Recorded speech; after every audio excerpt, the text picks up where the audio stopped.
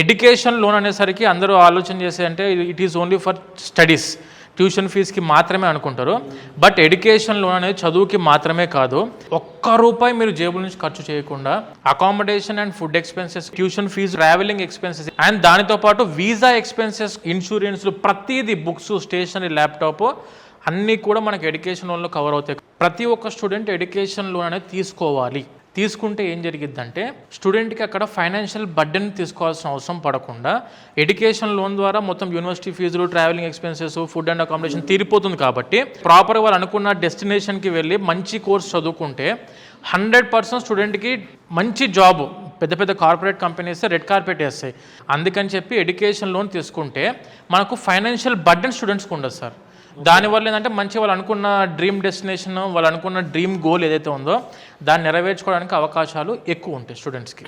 Okay, మధ్యతరగతి వాళ్ళు వాళ్ళ పిల్లలు అబ్రాడ్ వెళ్ళి చదువుకోవాలి అనుకుంటే వాళ్ళ కళను నిజం చేస్తున్నటువంటి ఒకే ఒక సంస్థ ఇది. అవును సార్, అదైతే నో డౌట్. అలాంటి సర్వీసెస్ ఇస్తున్నందుకు అయితే చాలా థ్యాంక్ యూ.